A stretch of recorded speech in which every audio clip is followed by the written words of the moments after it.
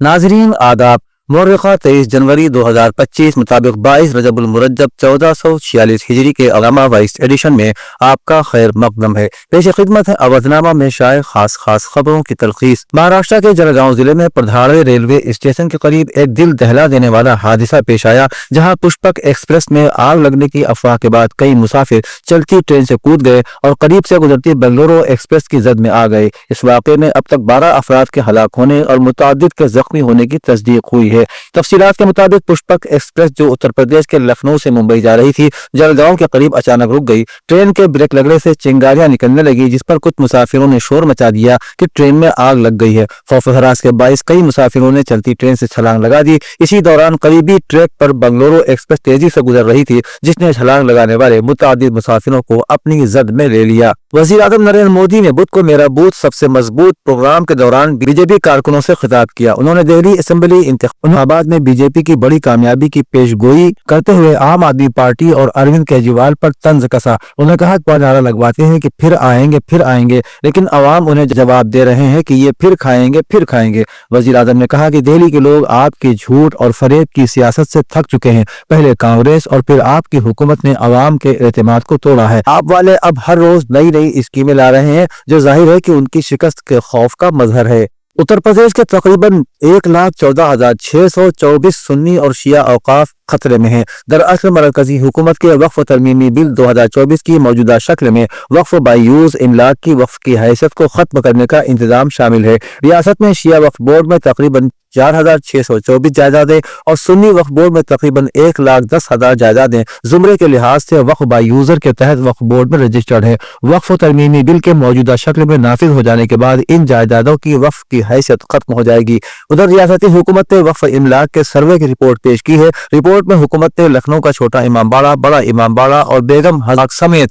रियासत की कई मशहूर इमारतों को वक्फ में इनकार किया है। कर्नाटक के येलापुरा और रायचूर में आज दो बड़े सड़क हादसे की इत्तला है। इन हादसों में 14 अफराद की मौत हो गई, जबकि तकरीबन 30 अफराद जख्मी हुए हैं। एक तरफ शुमाली कन्नौज जिले के येलापुरा हाईवे पर हुए सड़क हादसे में 10 लोगों की जान चली गई है। वहीं दूसरी तरफ रायचूर में एक गाड़ी के उलट जाने से 3 तलबा समेत 4 लोगों की मौत हो गई। जराये के मुताबिक शुमाली कन्नौज जिले के येलापुर हाईवे पर सब्जी ले जा रहा ट्रक तवाजुन बिगड़ जाने के बाद एक डंपर से टकरा गया, जिससे उसके परखचे उड़ गए। इस हादसे में 10 लोगों की मौके पर ही मौत हो गई, जबकि 20 अफराद और जख्मी बताए जा रहे हैं। Uttar Pradesh eco tourism development board की तरफ से जल्द ही हेलीकॉप्टर सर्विस भी शुरू की जाएगी, जिसका ट्रायल हो चुका है।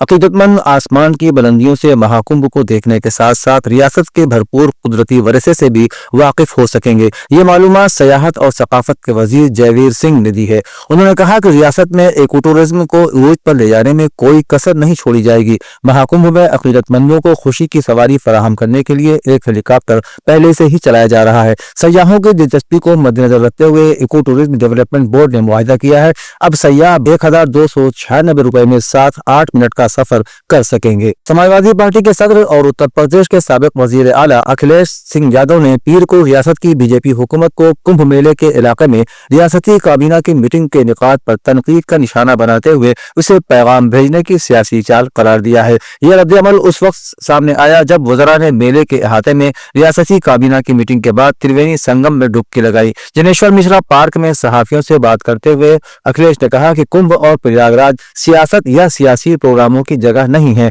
वहां होने वाला काबीना का पूरा इजलास सियासी है और उसका मकसद सियासी पैगाम पहुंचाना है। आजहानी डॉक्टर जगदीश गांधी की पहली बरसी पर CMS कानपुर रोड ऑडिटोरियम में मुनक़िदा ताज़ियती इजलास में जमा होने वाले बहुत बड़े हुजूम ने न सिर्फ डॉक्टर जगदीश गांधी को बड़ी शिद्दत से याद किया, बल्कि उनके फलसफे हयात से तहरीक भी दी। इस मौके पर कानपुर रोड कैंपस में डॉक्टर जगदीश गांधी के मुजस्समे की नक़ाब कुशाई करते हुए उनकी लाजवाल यादों और लोगों के लिए उसे वक्फ किया गया। ताहम मुख्तलिफ मज़ाहिब के लोगों की मौजूदगी ने हर एक को मजहबी हम आहंगी का मुनफरिद एहसास भी दिलाया। इस मौके पर हिंदू मत से ताल्लुक रखने वाले अरविंद शास्त्री और पंडित हरि प्रसाद मिश्रा, इस्लाम से शरीफ रंगी महली और मौलाना अबू सुफियान, सिख मजहब مذہب سے تعلق رکھنے والے شری ایچ ایس جگا، عیسائیت سے تعلق رکھنے والے فادر جیسن جوزف، خدمت سے تعلق رکھنے والے شری شیر رتن بھانتے موجود رہے۔ افہام زمان سوسائٹی نے حسین آباد اینڈ الائڈ ٹرسٹ کے چیئرمین ڈسٹرکٹ مجسٹریٹ لکھنؤ اے ڈی ایم کو خط لکھا ہے، جس میں لکھا گیا ہے کہ محمد علی شاہ بہادر نے 1839 میں چھوٹا امام باڑہ بنوایا تھا اور اسی امام باڑے میں ایک شاہی باورچی خانہ بھی بنوایا تھا،